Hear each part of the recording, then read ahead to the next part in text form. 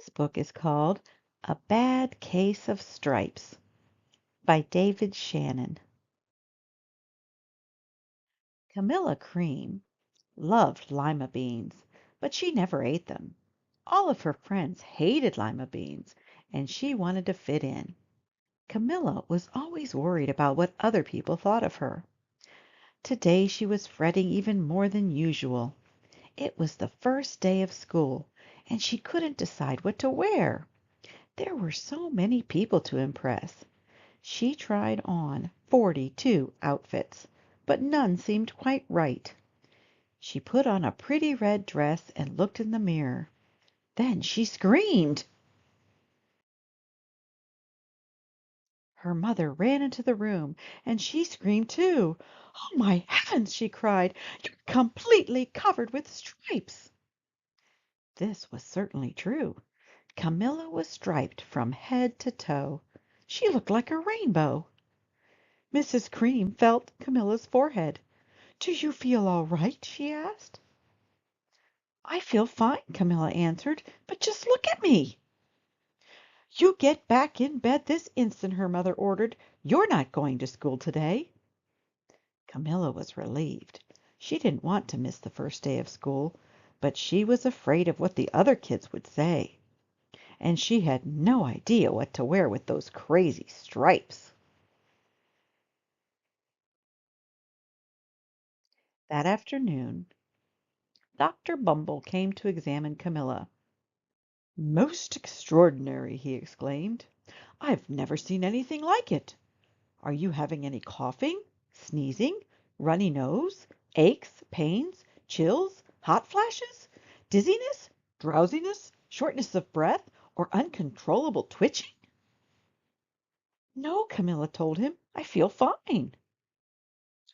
"Well, then," Dr. Bumble said, turning to Mrs. Cream, "I don't see any reason why she shouldn't go to school tomorrow. Here's some ointment that should help clear up those stripes in a few days. If it doesn't, you know where to reach me." And off he went.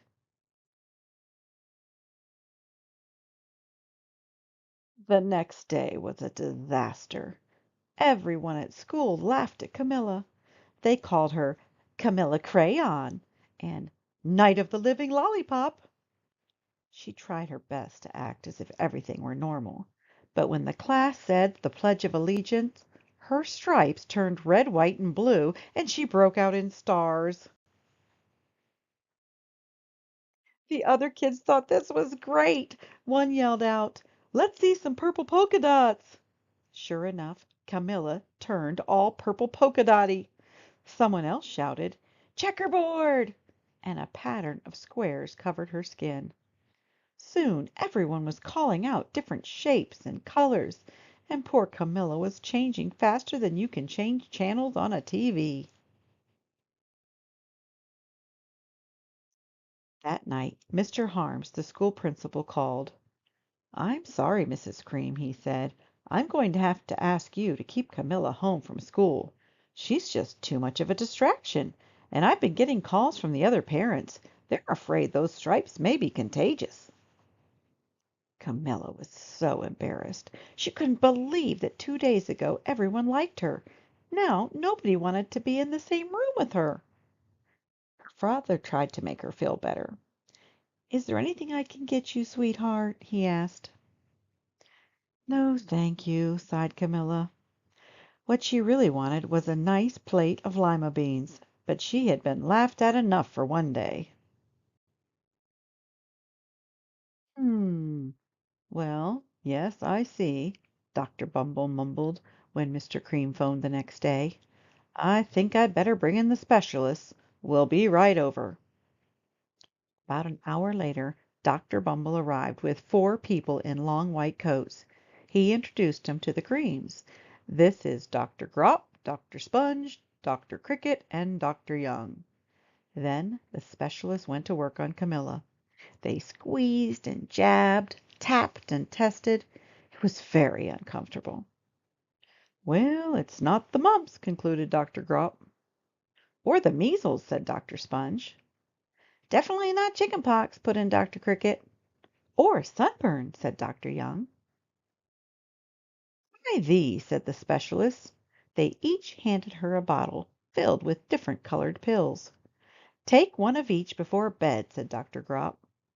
Then they filed out the front door, followed by Dr. Bumble.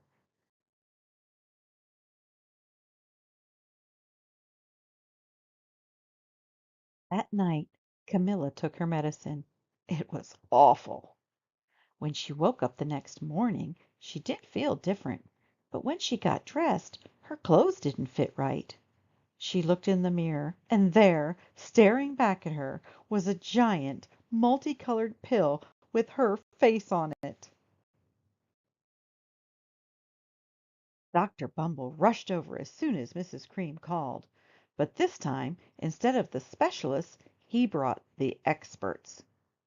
Dr. Gord and Mr. Mellon were the finest scientific minds in the land. Once again Camilla was poked and prodded, looked at and listened to. The experts wrote down lots of numbers. Then they huddled together and whispered. Dr. Gord finally spoke. "It might be a virus," he announced with authority. Suddenly fuzzy little virus balls appeared all over Camilla. "Or possibly some form of bacteria," said Mr. Mellon. Out popped squiggly little bacteria tails. "Or it could be a fungus," added Dr. Gord. Instantly Camilla was covered with different colored fungus blotches. The experts looked at Camilla, then at each other. "We need to go over these numbers again back at the lab," Dr. Gord explained.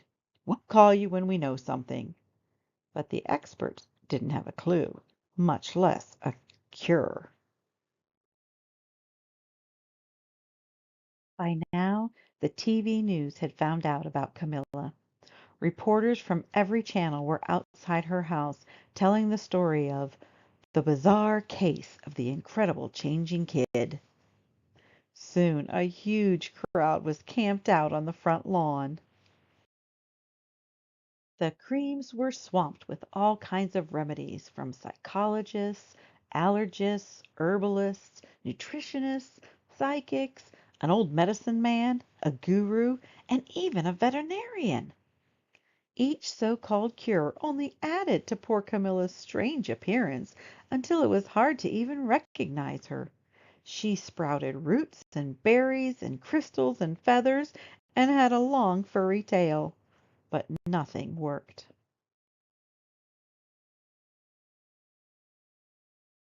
One day a woman who called herself an environmental therapist claimed she could cure Camilla. "Close your eyes," she said. "Breathe deeply and become one with your room." "I wish you hadn't said that," Camilla groaned. Slowly she started to melt into the walls of her room. Her bed became her mouth, her nose was a dresser, and two paintings were her eyes. The therapist screamed and ran from the house. "What are we going to do?" cried Mrs. Cream. "It just keeps getting worse and worse." She began to sob. At that moment Mr. Cream heard a quiet little knock at the front door. He opened it, and there stood an old woman who was just as plump and sweet as a strawberry. "Excuse me," she said brightly. "I think I can help." She went into Camilla's room and looked around. "My goodness," she said with a shake of her head. "What we have here is a bad case of stripes. One of the worst I've ever seen."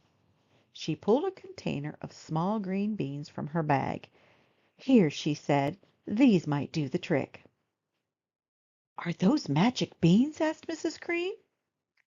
"My, no," replied the kind old woman. "There's no such thing. These are just plain old lima beans. I'll bet you'd like some, wouldn't you?" she asked Camilla. Camilla wanted a big heaping plateful of lima beans more than just about anything, but she was still afraid to admit it. "Yuck!" she said. "No one likes lima beans, especially me." "Oh dear," the old woman said sadly. "I guess I was wrong about you. She put the lima beans back in her bag and started toward the door. Camilla watched the old woman walk away. Those beans would taste so good, and being laughed at for eating them was nothing compared to what she'd been going through. She finally couldn't stand it. "Wait!" she cried. "The truth is, I really love lima beans." "I thought so," the old woman said with a smile. She took a handful of beans and popped them into Camilla's mouth. "Mmm," said Camilla. Suddenly, the branches, feathers, and squiggly tails began to disappear. Then the whole room swirled around. When it stopped, there stood Camilla, and everything was back to normal. "I'm cured!" she shouted. "Yes," said the old woman. "I knew the real you was in there somewhere." She patted Camilla on the head. Then she went outside and vanished into the crowd. Afterward, Camilla wasn't quite the same. Some of the kids at school said she was weird, but she didn't care a bit. She ate all the lima beans she wanted, and she never had even a touch of stripes again.